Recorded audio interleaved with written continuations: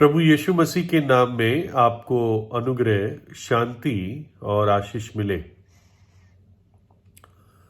करीब 56 लाख बच्चे 5 साल की उम्र के नीचे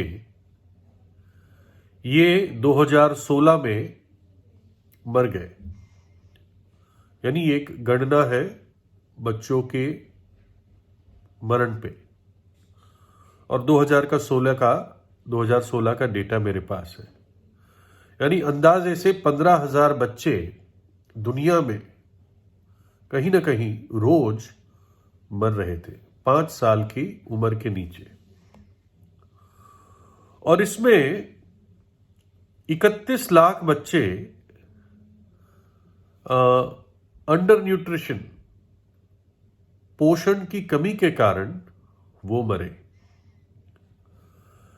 आधा जो गिनती है बच्चों के मरने की, उसमें से आधे जो बच्चे हैं वो भूख और पोषण की कमी के कारण मर जाते हैं, क्योंकि उनके खाने में इतना पोषण नहीं होता, न्यूट्रिशन नहीं होता, इसलिए उनको बीमारियां जल्दी लग जाती हैं। जो बच्चों के खाने में पोषण कम होता है या खाना कम मिलता है रोज, वो साल के 160 दिन बीमार रहते हैं, और विशेषकर मलेरिया और खसरा जैसी बीमारी उनको जल्दी लग जाती है। ये भी एक डेटा है कि जो डेवलपिंग वर्ल्ड है, यानी जो थर्ड वर्ल्ड कंट्रीज है, जहां पर गरीबी काफी है ना, अमीर लोग तो सब जगह होते हैं, लेकिन जहां गरीबी काफी है वहां पे 66 मिलियन यानी 660 लाख या अंदाजे से 6.5 करोड़ बच्चे अपने स्कूल भूखे जाते हैं। इसका मतलब ये नहीं कि कुछ नहीं खा के जाते हैं, लेकिन उनका पेट भरा हुआ नहीं होता। मतलब स्कूल से पहले जाने से पहले अगर आप उनको खाना देंगे तो वो काफी अच्छा खाना खा लेंगे, यानी भूखे जाते हैं, है ना। तो अब ये एक दूसरा विषय है कि ऐसा क्यों होता है। परमेश्वर अगर मनुष्य जाति से प्रेम करता है तो ये दुख और दर्द, मृत्यु, आंसू दुनिया में क्यों है, ये एक अलग विषय है। दूसरा, बच्चों पर क्यों बात आती है, ये भी एक विचार का विषय है। लेकिन मैं एक बात बताना चाहूंगा कि बाइबल कहती है या समझाती है कि हमारे एक्शंस, जो हमारी कार्य होते हैं या करतूतें होती है, उसका इफेक्ट तीसरी या चौथी पीढ़ी तक जाता है ना। तो इस बात को हमें हमेशा ध्यान रखना चाहिए। एक छोटा लड़का था, उसके परिवार में टोटल 7 भाई बहन थे और गरीब परिवार था। और उस लड़के का एक्सीडेंट हो गया, दुर्घटना में फंस गया, और उसको एकदम हॉस्पिटल ले जाया गया। और ऐसे घर से था जिसमें भूख बच्चों को हमेशा लगी रहती थी, है ना। कभी भी भरपेट खाना खा नहीं पाते थे।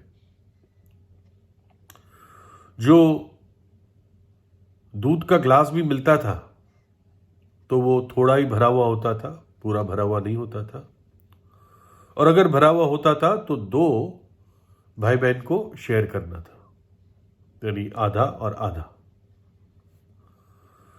तो जब ये हॉस्पिटल पहुंचा तो इसको बच्चों के वार्ड में इसको कंफर्टेबल किया हॉस्पिटल वालों ने, और फिर एक नर्स उसके लिए एक बहुत बड़ा ग्लास दूध का लाई। तो वो बच्चा उस दूध के ग्लास को देखता रहा, और उसको उसकी जैसी समझ थी या जैसे उसका अनुभव रहा, जितनी भी उसका छोटा इस दुनिया में अनुभव था, कि दूध का ग्लास तो औरों के साथ ही शेयर करना पड़ेगा। तो उसने नर्स से पूछा कि इसमें से मुझे कितना पीना है, और उस नर्स का हृदय तरस से भर गया।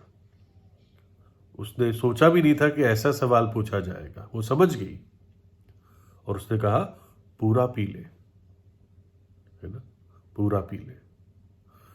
इस विचार से मैं सिर्फ आपके विचार यहां पर ले आना चाहता हूं कि ऐसा ही परमेश्वर का प्रेम और उसकी भलाई है जो हम समझ नहीं पाते। हम इतने अपने अंदर संसार में, अपने रोजमर्रा के जीवन में, कुछ लोग पापों में, बुरी आदतों में इतने उलझे हुए हैं, वो कभी समझ नहीं पाते कि परमेश्वर का प्रेम और भलाई और अनुग्रह लिमिटलेस है, उसकी सीमा नहीं है। वैसे ही जैसे नर्स ने कहा, पूरा पी ले, है ना। और प्रभु का अनुग्रह तो ऐसा है कि वो खत्म ही नहीं होता। समुद्र में से आप कितनी बाल्टी निकाल लेंगे, है ना, ऐसा परमेश्वर का अनुग्रह है।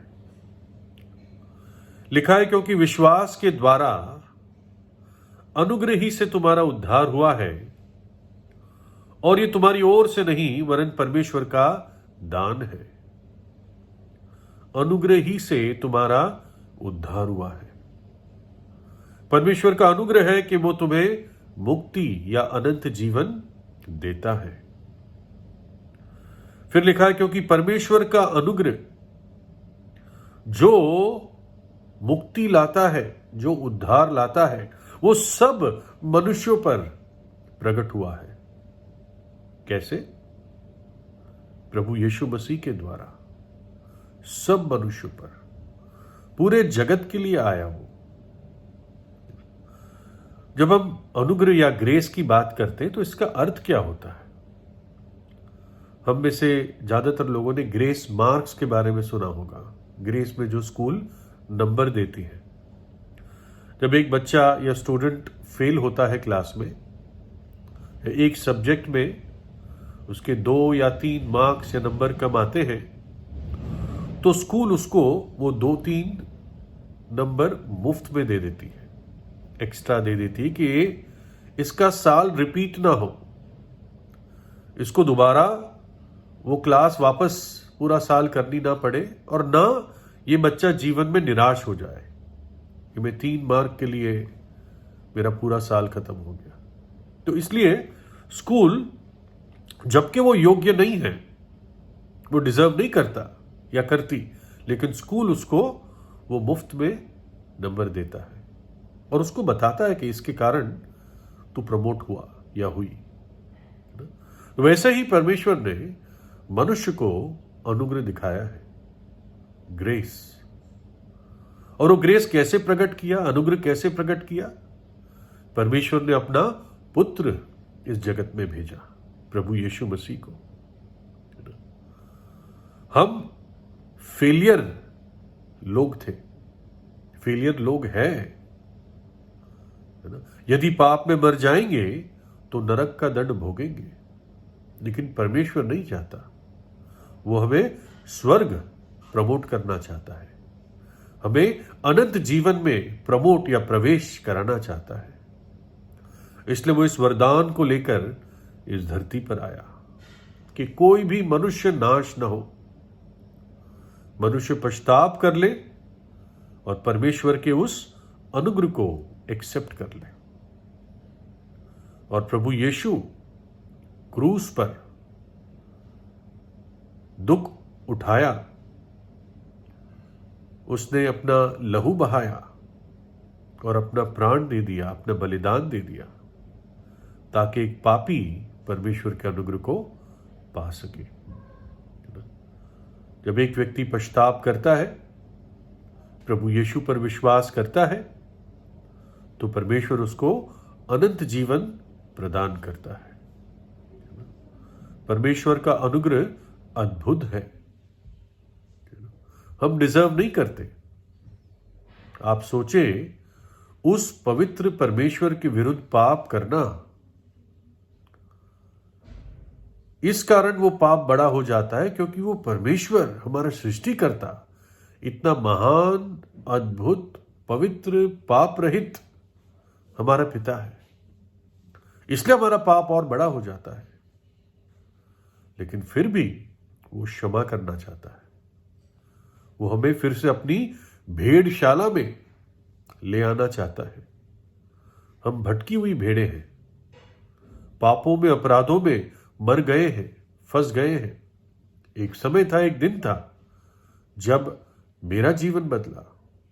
प्रभु यीशु ने मुझे जीवन प्रदान किया, आत्मिक जीवन प्रदान किया, नया जीवन प्रदान किया। वैसे ही वो हर एक पापी को देना चाहता है। आप सोचो, मैंने तो इतने पाप किए हैं, लेकिन परमेश्वर का अनुग्रह ऐसा है, कोई भी ऐसा पाप नहीं है या कितने भी ऐसे पाप नहीं है जो परमेश्वर क्षमा नहीं कर सकता। वो कर सकता है अगर आप उसके पास टूटे हुए मन के साथ आएंगे। और ऐसा कोई भी पाप नहीं है जो यीशु का लहू धो नहीं सकता। कितना भी गाढ़ा आपका पाप हो, यीशु का लहू हमें सब पापों से शुद्ध करता है, अगर आप विश्वास करेंगे, है ना। वो आपको अपनी संतान की तरह ग्रहण करता है और आप उसको पिता कह पाएंगे अगर आप प्रभु यीशु को अपने हृदय में बुलाएंगे। ये उसका अनुग्रह है और ये खत्म नहीं होता, है ना। उस बच्चे को कहा गया, तू पूरा ये दूध पी ले। उसने कभी इतनी बहुतायत नहीं देखी थी। और आपको सच बताऊं, इतनी बहुतायत प्रभु यीशु के अलावा किसी में, किसी वस्तु, व्यक्ति, किसी में नहीं पाई जाती, है ना। उसका अनुग्रह ऐसा है जो नापा नहीं जा सकता, है ना। उसका अनुग्रह, उसका प्रेम सब बंधनों को, सब बाड़ों को तोड़ देता है और हम तक पहुंचा है। क्या जरूरत थी परमेश्वर को मनुष्य बनकर आने की और हम जैसे पापियों के लिए दुख उठाने की क्या जरूरत थी। लेकिन उसने अपने प्रेम की खातिर ये कार्य कलवरी के क्रूस पर पूरा किया, अपना बलिदान दे दिया। तो आज ही प्रभु यीशु से प्रार्थना करें और उसके अनुग्रह को अपने व्यक्तिगत जीवन में अनुभव करें। प्रभु यीशु आपको आशीष दे।